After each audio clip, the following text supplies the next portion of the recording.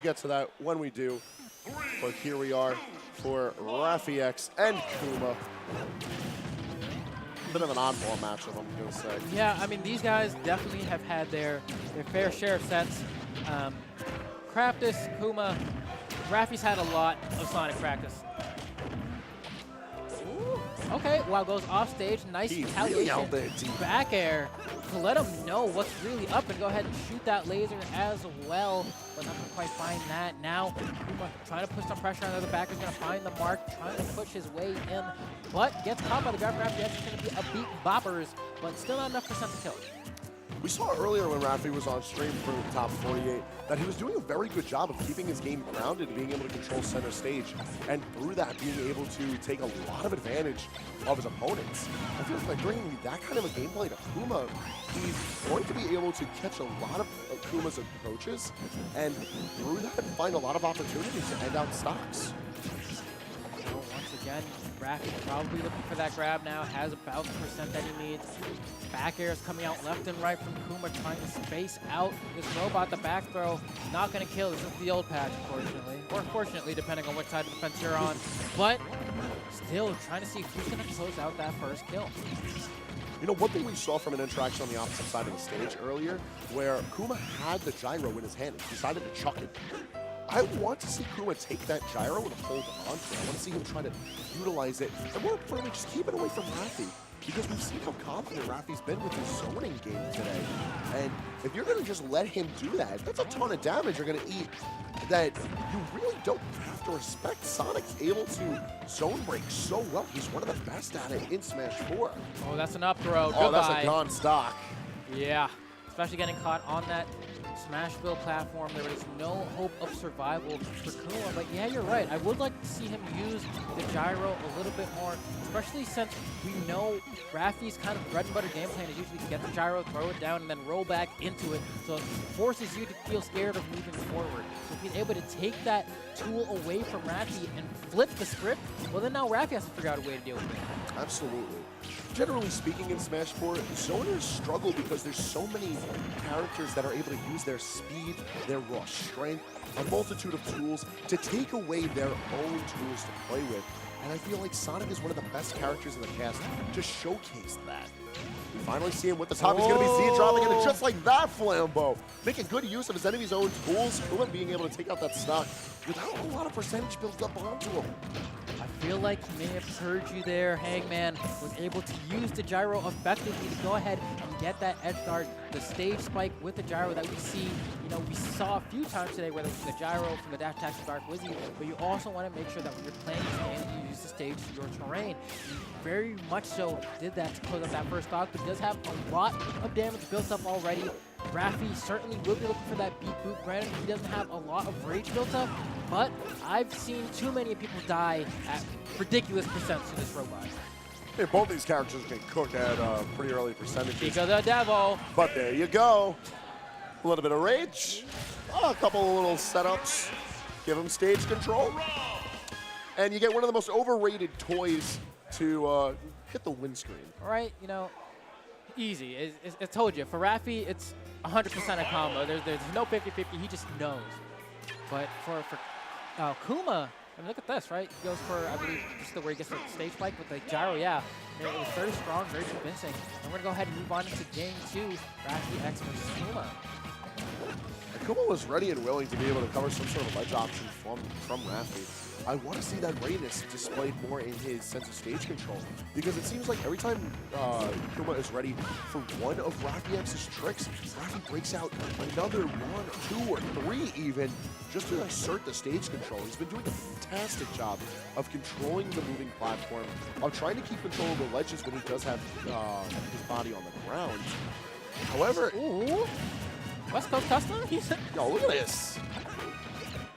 Throwing the gyro up into the sky and doing the throw conversion into the gyro and the up air as well, I believe. So we see a little bit of a cheeky combo coming out from Kuma. Goes for the deep dive with the foot, but is unable to find it. Foot dive not working out. But now Raffi on the offensive has Kuma by the ledge, using that gyro to ledge trap as effectively as he can. Gives up center stage. Sometimes that's what you gotta do. You gotta make those little sacrifices, especially if you know you can take it back in the long run. That being said, though, I feel like between both these players now, with both playing kind of hot in this game too, center stage control is gonna be shifting very often. Raffi trying to take things to the ledge to bait out Kuma, and then Kuma, of course, wanting more room to play around Ref. Raffi actually not getting the read this time around. 99% true combo this time, but the Nair almost enough to kill Kuma off the top there. It's really high near the blast zone. Needs to find the opportunity to punish, but that spin dash into the spring ride is a very elusive tool that Sonic can use to get out of carry scenarios without getting punished. Being able to try and travel a bit deeper for it. That was gross. Yeah, the Raffi-X special, always make sure to test it, because a lot of the time people forget that's the thing that Rob can do, wailing those arms through the stage like one of those needle inflatables you see outside of a car sailor ship, but not quite able to get the kill. Hey, listen, if he's able to keep these percentages as even as they are, with how high they are, with a Sonic of Kuma's caliber, sell it to me, Raffi, because you're doing a fine job. Okay, he's looking for the grab, is unable to run in there and throw it out. The back throw's gonna be the first one to kill. That's gonna be Kuma getting the first stock, but I can't imagine it'll take Raffi-X much longer to follow suit. There we have it, just as I wanted. Kuma doing exactly what I'm showcasing, how every character can make use of tools, even if he can't spawn them. Little bits of percentage here and there, but Kuma doing a good job of being able to try and maintain control, but very interesting choice on coming up to the stage. He's going to get punished by Raffi coming in with the hop back there. Yeah, he's exhausting the pipe onto Kuma now. Gonna head throw out that gyro. It's gonna be a free conversion for Raffi as well. Tacking on that percent, looking to get more. Oh my goodness, the gyro doing the Lord's work for Raffi right now. But Kuma can go ahead and grab that gyro as he's coming down. Try and give himself some time to breathe in the neutral game. Yeah, you know me, Flambeau. I love me some item play in Smash 4, but I love my rage kills even more. Taking a one-way ticket up to the blast zone. Kuma making quick work of this game too. Yeah, if there's anything that I learned from that last exchange there, look at this MVC2, take it for a ride. Ooh, favorite board game is A Ticket to Ride, for sure. I'm curious where Game 3 is going to be bringing us, because both of these players have been doing a good job of taking advantage of the stage's layout. So a bit of a change of pace, maybe even rewarding it with the change of pace, bringing us the final destination. I feel like this was excellent. And those players trying to come at each other's necks as best they can, forcing me to go to my falsetto for my screeches. I just can't hold in my excitement for what's going on here. But you can see gyro toss into more aggression. You can see, especially in that last game, the gyro was doing miles for Raffi. Granted, he didn't end up winning it, but we saw just how much he can lead in terms of convergence and damage for Raffi-X. Now, normally, when Final Destination comes on the scene, I love to discuss the fact that this is juggles and ledge play the stage. There's really not much else here. However, when it comes to a projectile-oriented zoning character like Rob, and especially with Rob's tools of his own, I like to picture this map as more of a hallway. It is just a lateral line between the enemy and Rob, and his tools do a phenomenal job of closing out how you can traverse that hallway. So, to see how Kuma is going to try and move around Raffi, keep up the pressure, keep the percentage advantage, I feel like it's going to be an incredible Game 3. And just like you said, oh my goodness, stuffs his toes. What you doing with them crusty ass feet? Boy, get out of here. Makes him leave the arena with the strongest gut punch I've ever seen. But as I was saying before, it really, oh wait, hold on, we gotta be Yep, give it to him. Yeah, we do. At least one more for the road. All right, now, sitting here, no percentage on board, last stocks, last situation. This is someone's tournament life on the line right now. Right, this is top 8 qualifiers. This is to determine who's coming into the money. We're looking for it. Raffi-X gonna get that down tilt, leads to the trip, and actually gives him that free gyro toss. Now he's trying to do his best to wall out Kuma, but Kuma using the gyro as effectively as Raffi is using as a way to get inside. And see jab sequence coming out from Kuma. Can Raffi make it back on stage? No, gets hit by the up tilt. And I don't know where he was aiming with that one, but Which is kind of an odd move as it is. So Raffi's choosing an even odder move. I feel like it's only appropriate to get punished by it. Nonetheless, we see Kuma going in for pretty solid juggles and sort of traditional to Final Destination. But that ain't traditional for a way out of here, taking the backwards hitbox out of here from the Sidewinder. That's going to be that. And with a very convincing last 2 games. Kuma sealing his deal for coming into top 8, loser's side. Yeah, what a, That hitbox what a always wonky move. You know, it's like you punch the other direction, but somehow hits the other side. He reels back, he lets it go. It's like the light charge he gets in Sonic Adventure games. You see all the rings, and then like goes. It's like that. But with that, I think we're that is coming it to for a you close and I. here. Yeah. Top 8 has been established. Now, you didn't get a chance to see it on screen. However, Dark Wizzy 2-0 over Craftus, making this now 3 overclocks in a row that Dark Wizzy has top 8 in. It's time to see if he can show his stuff in the losers bracket. And just to give a reminder to everybody, we've got John, Numbers, Jen, and now Kuma coming in to top 8 from losers side. Flambo, as always, it's been a pleasure, bro. But we're out of it. We're going to be leaving it in the very capable hands of AG, the young actual garbage, and Hazmat to take you through top 8. If you enjoyed our commentary, make sure to drop the hot follow on Twitter at Flambeezy and HangmanXII. We're going to be signing off for us, so make sure to stay tuned. Deuces.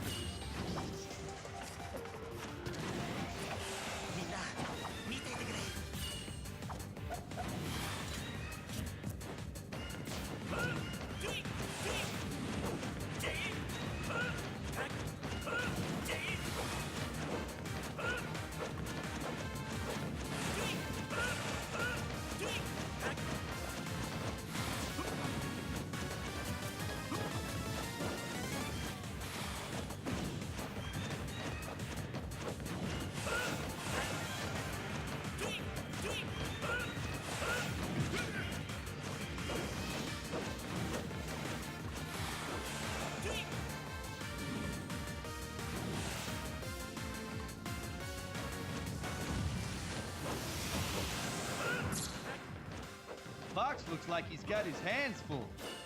Yes, he's putting up quite the fight, though. You know, he reminds me more of his father every day. Hey, this is no time for chit-chat, guys. Shouldn't we be worried about Fox? He's out there with no air. How's he supposed to breathe? Ha! Way to go, Slippy. No one would have even noticed if you hadn't opened up your big yap.